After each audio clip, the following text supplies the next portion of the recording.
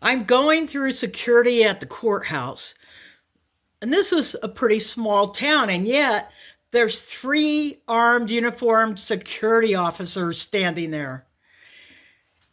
I look up and say, do we really need three of you for little old me to get into the courthouse? One of them said, it takes three of us to corral you, Benita. I laughed. I turned and said, Randy, do they teach you to use humor in law enforcement training?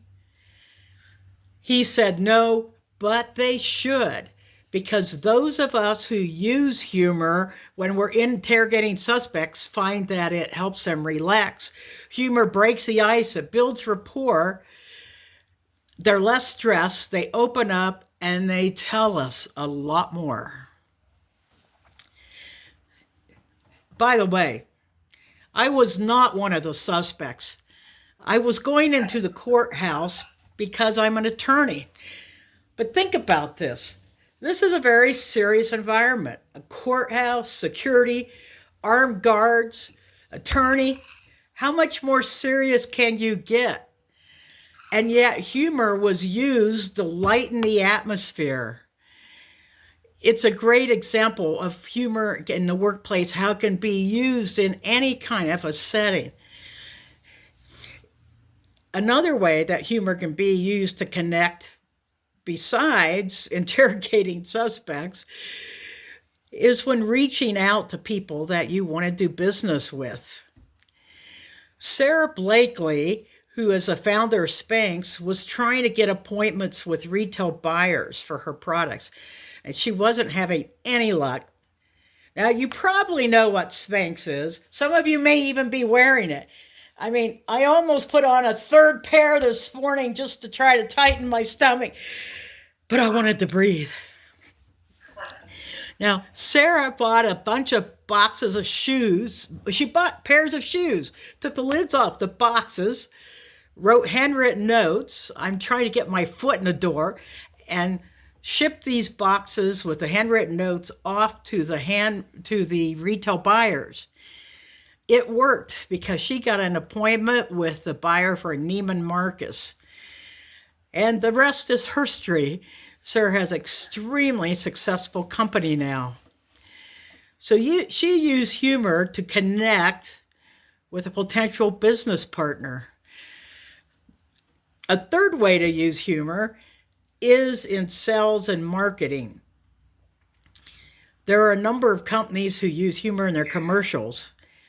I don't know if you've seen the Geico commercial with the little puppet, the insurance commercial, and there's Dollar Shave, Squatty Potty. Why do these companies spend thousands and thousands of dollars repeating commercials with humor? It's because it works. And I'm talking here about being strategic in humor. You don't have to be a comedian or the class clown, but it's using humor strategically, because humor is a very serious tool. It's so serious that the Stanford School of Business graduate school provides credit for a course on using humor in business. It's shown that employers love having employees with a sense of humor. It helps you get a job. It helps you get a promotion. Studies show that there's a 47% higher chance of getting a promotion if you have a good sense of humor. And as an aside, humor is not only attractive to employers, it's also attractive to potential partners when you're dating. Just saying. But how can you use humor in the workplace? You may think, oh, I don't have a good sense of humor. I wasn't born with a funny bone.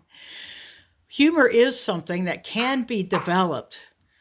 But again, you don't have to be a comedian. It's a matter of having a humorous mindset, a humorous perspective. Not necessarily being funny, but looking at things funny. If you are interested in integrating humor into your workplace culture, there's a number of practical things you can do. I'll just mention several here.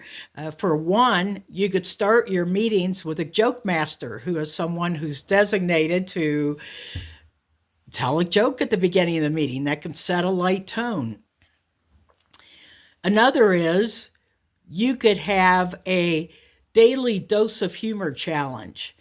And anything that happens, whether it's with a customer or the coworker, something that's funny, there could be a Facebook group or a group email chat that people relay this incident in. And then the end of the month, the employee with the highest number of humor findings could be designated the humorist of the month.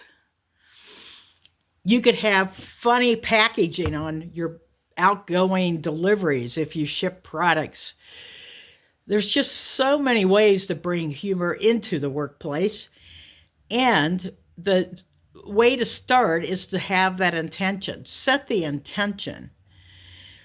Having humor in your culture will benefit you as a company. It will benefit your employees.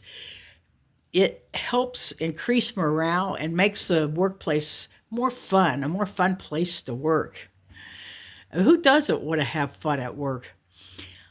Also, the Mayo Clinic has studies showing that laughter can reduce cortisol and reduce stress.